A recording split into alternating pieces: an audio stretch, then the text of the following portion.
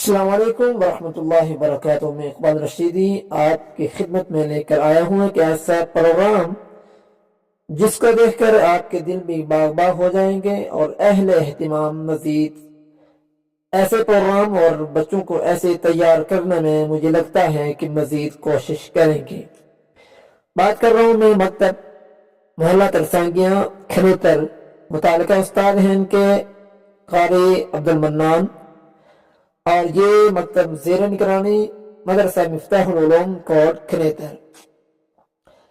اس ایک ویڈیو کے اندر تمام طلباء کا پروگرام آپ دیکھ پائیں گے اور ان شارٹ مختصر ہائی لائٹس جو ویڈیوز میں آپ کی خدمت میں پیش کرنا چاہوں گا اس ایک ہی ویڈیو کے اندر۔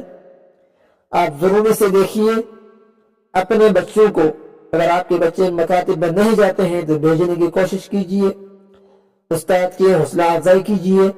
میں سب سے پہلے متعلقہ استاد کو مبارکباد پیش کرنا چاہوں گا جنہوں نے اتنی لگن کے ساتھ یہاں محنت کی ہے، پھر اہل محلہ کو، پھر ان بچوں کو مبارکباد پیش کرنا چاہوں گا، پھر بطور خاص مولانا ریاض صاحب قاسمی صاحب کو کہ جن کی زیر نگرانی اتنے فعال اور متحرک قسم کے مکاتب جاری اور ساری ہیں۔ مکاتب میں بچوں کو بھیجنا کتنا ضروری ہے، مولانا علی میاں ندوی رحمۃ اللہ علیہ رحمتاً واسعہ نے ایک جگہ تحریر کیا ہے کہ آج کے دور میں مکاتب میں یا تو بچوں کو بھیجا کریں، پڑھایا کریں، نہیں تو کسی بھی چیلنج کے لیے اپنے آپ کو تیار کر لیں۔ مولانا عبدالقوی نے تحریر کیا ہے کہ آج کے دور میں، ابتدائی دور میں اور اس کفرستان میں بچوں کو مدارس میں بھیجنا فرض کفایہ ہے، لیکن مکاتب میں بھیجنا فرض عین ہے۔ لہذا ہمارے عقائد، ہماری اسلامیات، ہماری دینیات، ہمارے شریعت، ہمارے توحید، رسالت، باس بادل، ایمان، قضاء اور قدر، ان تمام چیزوں کے جو ہمارے عقائد ہیں، ان کا اگر تحفظ کسی جگہ سے ہو پائے گا تو وہ مکاتب میں ہو پائے گا۔ یہ ہمارے بچے ہمارے مستقبل اور ہمارے دینیات، ہمارے شریعت کے معمار ہیں۔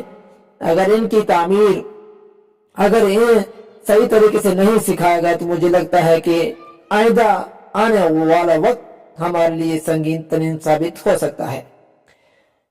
آپ اس ویڈیو کے اندر تمام بچوں کی محنتوں کو آپ دیکھیے، استاد اور پھر صدر صاحب کی محنت ان کو دیکھیے اور آپ خود اندازہ کیجئے کہ کتنے محنت ہوتی ہے۔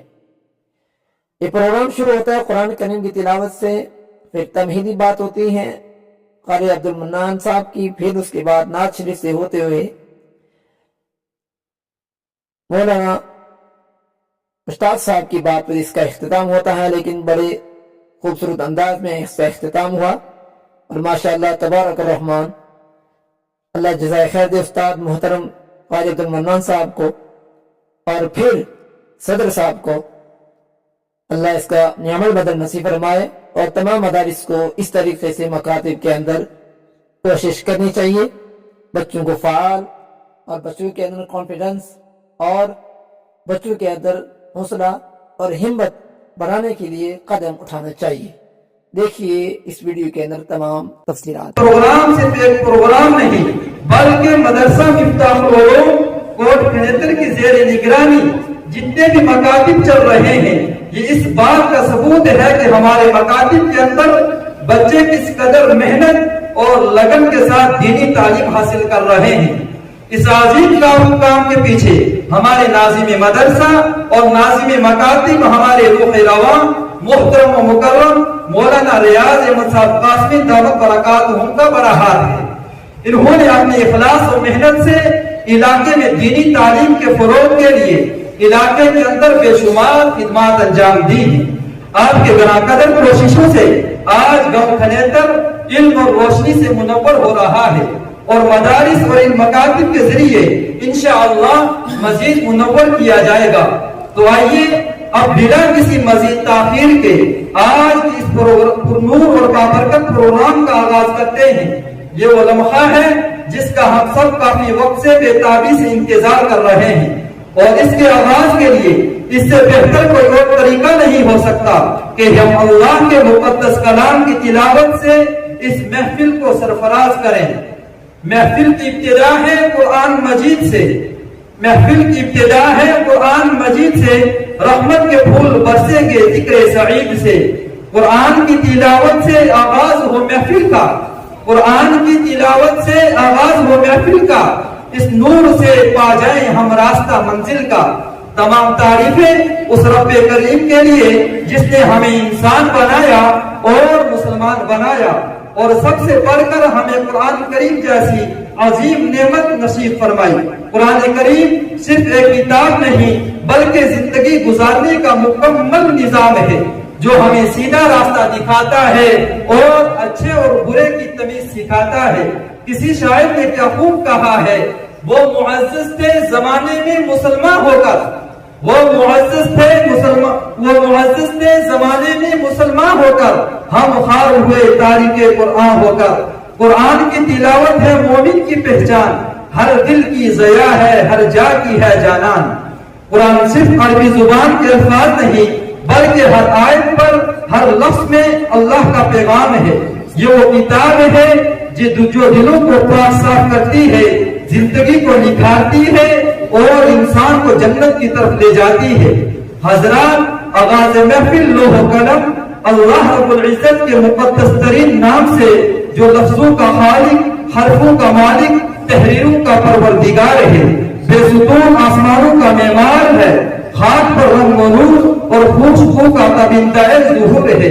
چاند، ستاروں اور سورج بھی اس کی ضیا ہے، موسموں کا تغیر وہی، جگمگاتی ہوئی فصل میں سوز و نم کا تصور وہی، زمین کا چاند بھی وہ مشک بھی گلابی، کسی نے کیا خوب کہا ہے، بطون سنگ میں کیڑوں کو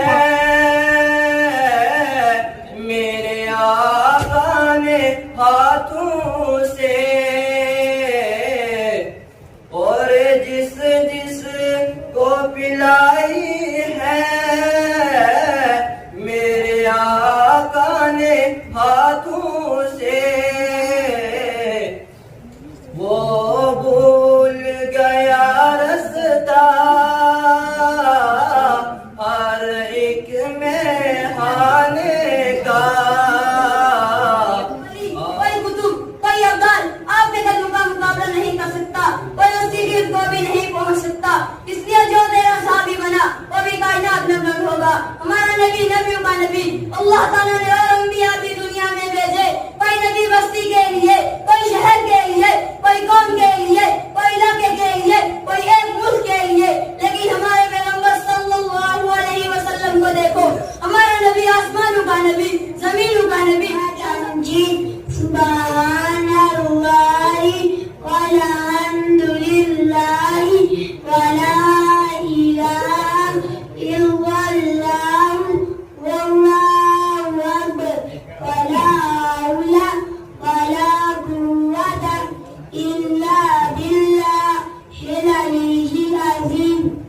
ترجمہ: پاک ہے اللہ، اور تمام تعریفیں اللہ ہی کے لیے ہے، اور اللہ کے سوا کوئی معبود نہیں، اور اللہ بہت بڑا ہے، اور گناہوں سے بچنے کی طاقت اور نیک کام کرنے کی قوت اللہ ہی کی طرف سے ہے۔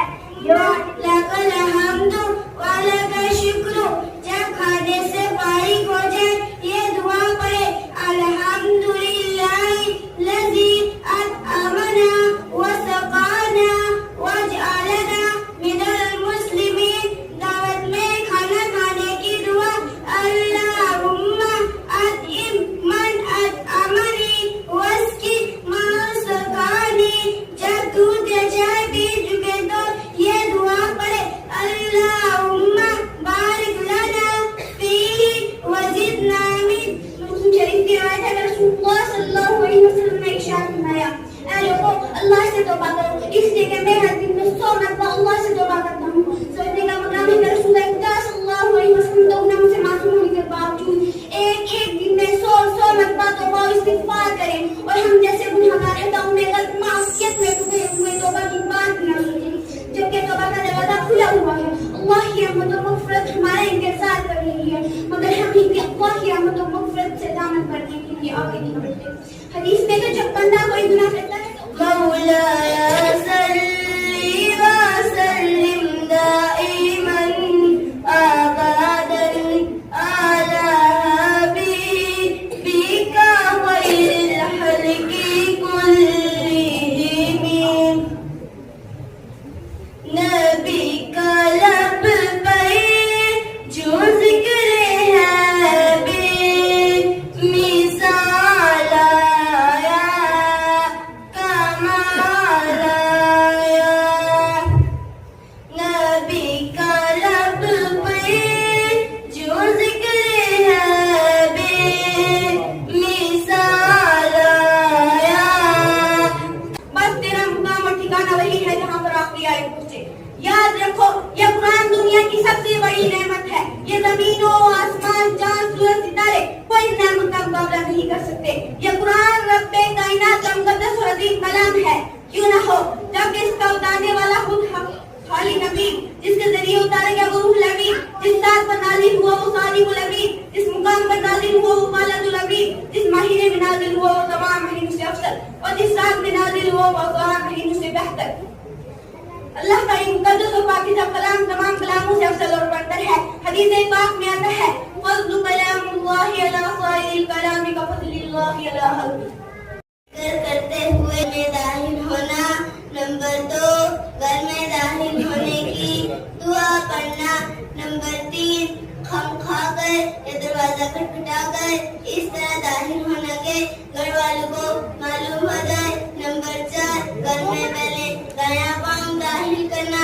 नंबर 5, घर वालों को सलाम करना। अस्सलामु अलैकुम व रहमतुल्लाहि व बरकातहू। नंबर 12, बर्तन या उंगलियों को चाट कर साफ करना। नंबर 13, खाना खाने से बाद की दुआ पढ़ना। नंबर 14, खाना खाने के बाद दोनों हाथ धोना और कुली करना।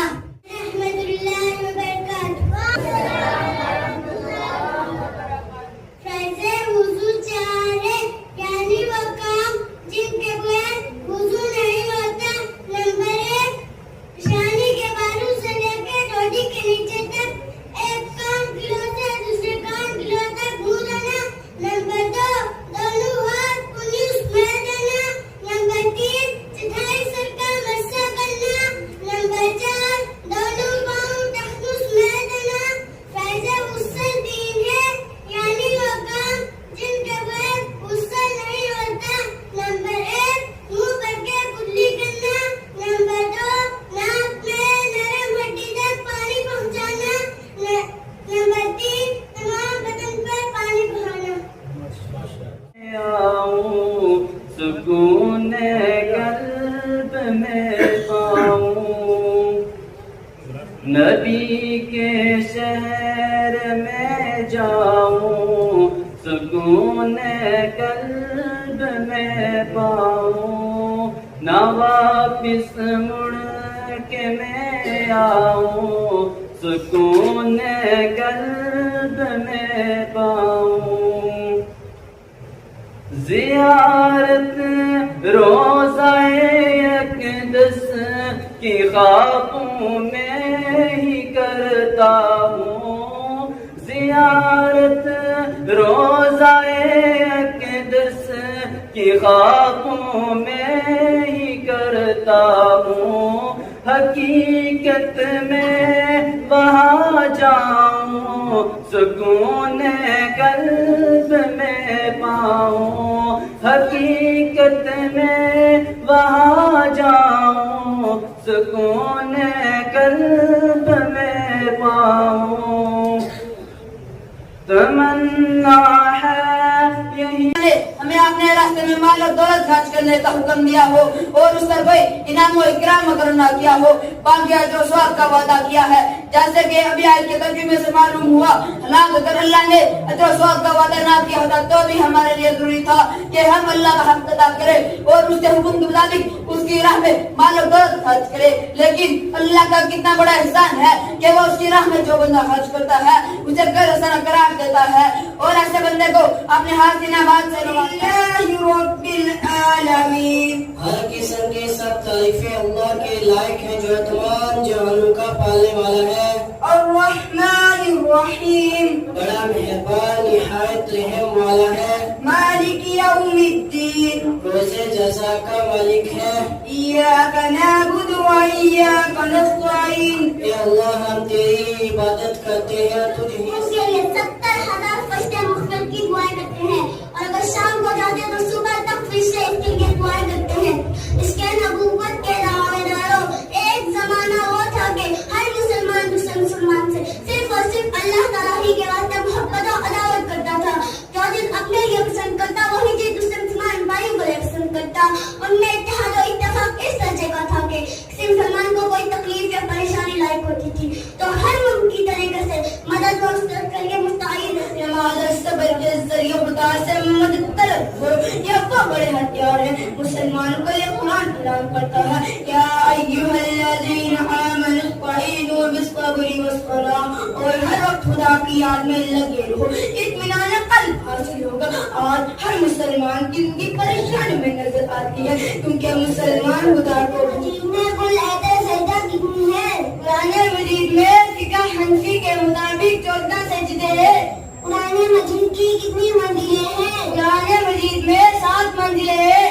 قرآن کریم کس پر نازل ہوا؟ قرآن کریم ہمارے پیارے نبی صلی اللہ علیہ وسلم پر نازل ہوا.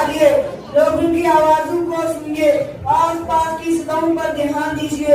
آپ کو ایک آواز سب سے زیادہ سنائی دے گی، وہ ہے حقوق اللہ.